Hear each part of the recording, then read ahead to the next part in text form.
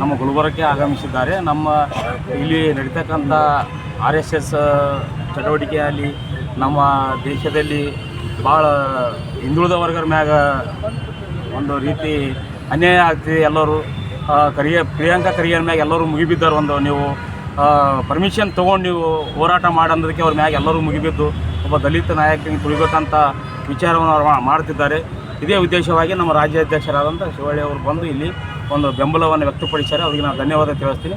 ಬರ್ತಕ್ಕಂಥ ದಿನಗಳಲ್ಲಿ ಎಲ್ಲ ರಾಜ್ಯದಂತೆ ನಾವು ಹೋರಾಟ ಮಾಡಿ ಮುಂದೆ ನಾವೆಲ್ಲ ನಮ್ಮ ದಲಿತರಿಗಾಗಲಿ ಹಿಂದುಳಿದವರಿಗಾಗಲಿ ಯಾರಿಗೆ ಆದ್ರೂ ಅನ್ಯಾಯ ಆದರೂ ನಾವು ಹೋರಾಟ ಮಾಡ್ತೀವಿ ಅಂತ ನಾವು ಈ ಒಂದು ಮಾತು ಹೇಳತಕ್ಕಂಥ ಶಿವಶಂಕರ್ ಗುಣಗುರ್ತಿ ಗುಲ್ಬರ್ಗ ಜಿಲ್ಲಾಧ್ಯಕ್ಷರು ಮಾತಾಡ್ತಾರೆ. ನಮ್ಮ ದೇಶದಲ್ಲಿ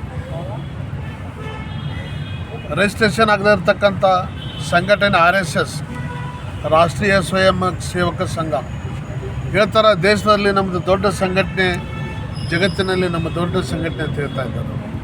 ಅವರು RSS ಸಂಘಟನೆ ಅವರ ಮೂಲ ಉದ್ದೇಶ ಈ ದೇಶದಲ್ಲಿ ಬಹುಸಂಖ್ಯಾತರಾಗಿರ್ತಕ್ಕಂಥ ಅಸ್ಪೃಶ್ಯ ಜನಾಂಗ ಅಂದರೆ ದಲಿತ ಜನಾಂಗ, ಹಿಂದುಳಿದ ಜನಾಂಗವನ್ನು ತಮ್ಮ ಕಪಿ ಮುಷ್ಟಿಯಲ್ಲಿ ಇಟ್ಕೊಂಡು ಅವ್ರ ಮೇಲೆ ಆಡಳಿತ ಮಾಡಬೇಕಂತಕ್ಕಂಥ ಒಂದು ವಿಚಾರವನ್ನು ಇಟ್ಕೊಂಡು RSS ಸಾಫ್ಟ್ ಕಾರ್ನರನ್ನು ಅವರು ಉಳಿಸ್ತಾ ಇದ್ದಾರೆ. ದೇವರ ಹೆಸರಿನ ಮೇಲೆ, ಧರ್ಮದ ಹೆಸರಿನ ಮೇಲೆ.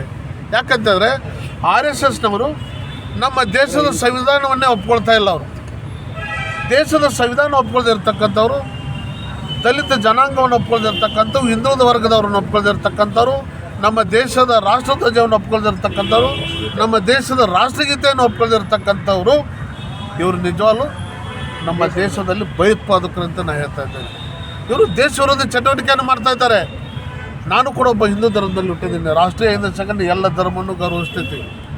ಯಾವ ಸ್ವಾಮಿ ವಿವೇಕಾನಂದರು ಹುಟ್ಟಿದಂಥ ಧರ್ಮದಲ್ಲಿ ಹುಟ್ಟಿದ್ದೇವೆ, ಮಹಾತ್ಮ ಗಾಂಧೀಜಿ ಹುಟ್ಟಿದಂಥ ಧರ್ಮದಲ್ಲಿ ನಾವು ಹುಟ್ಟಿದ್ದೇವೆ. ನಾವೆಲ್ಲ ಧರ್ಮವನ್ನು ಗೌರವಿಸ್ತೀವಿ. ಆದರೆ RSSನವರು ನಾವು ಹಿಂದೂ ಧರ್ಮದ ರಕ್ಷಕರಂತೇಳಿ ಸುಳ್ಳನ್ನು ಹೇಳ್ತಾ ಇದ್ದಾರೆ. ಅವರು ಹಂಗಾರೆ ಹಿಂದೂ ಧರ್ಮದಲ್ಲಿ ಯಾಕೆ ದಲಿತ ಸಮುದಾಯ ಇಲ್ಲ, ಹಿಂದುಳಿದ ಸಮುದಾಯ ಇಲ್ಲ, ಯಾಕೆ ಸಿದ್ಧಿ ಸಮುದಾಯ ಇಲ್ಲ, ಕಾಡು ಸಮುದಾಯ ಇಲ್ಲ? ಯಾಕಂತಾರೆ ಇವ್ರಿಗೆಲ್ಲ ಶೋಷಿತ ಸಮುದಾಯ ಕಾಣ್ತಾ ಇಲ್ಲ ಇವರಿಗೆ. ಅದಕ್ಕೆ ಇವರು ಒಂದು ನಾಟಕೀಯ ಬೆಳವಣಿಗೆ ಇವ್ರಿಗೆಲ್ಲ ಗೊತ್ತಾಗ್ತದೆ. ನಮ್ಮ ಉದ್ದೇಶ ಇಷ್ಟೇ, ಇದೇ ಭಾಗದಲ್ಲಿ ಇರ್ತಕ್ಕಂಥ ಪ್ರಭಾವಿ ನಾಯಕರಂಥ ಶ್ರೀ ಪ್ರಿಯಾಂಕಾ ಖರ್ಗೆ ಅವರು RSSನವರು ಸರ್ಕಾರದ ಪರ್ಮಿಷನ್ ತೊಗೊಂಡು ಏನೇ ಚಟುವಟಿಕೆಯನ್ನು ಮಾಡೋದಿದ್ರು ಸರ್ಕಾರದ ಪರ್ಮಿಷನ್ ತೊಗೊಂಡು ಮಾಡ್ಬೇಕಂತೇಳಿ ಒಂದೇ ಮಾತನ್ನು ಹೇಳಿದ್ದಕ್ಕೆ ಅವ್ರ ಮೇಲೆ ಎಲ್ಲರೂ ಮುಗಿಬೇಕು. ಒಬ್ಬ ದಲಿತ ನಾಯಕನನ್ನು ತುಳಿಯುವಂಥ ವ್ಯವಸ್ಥೆಯನ್ನು ಕೂಡ ಮಾಡಿದ್ರು RSSನವರು. ಆದರೆ ಅದು ಎಂದೂ ಸಾಧ್ಯ ಇಲ್ಲ.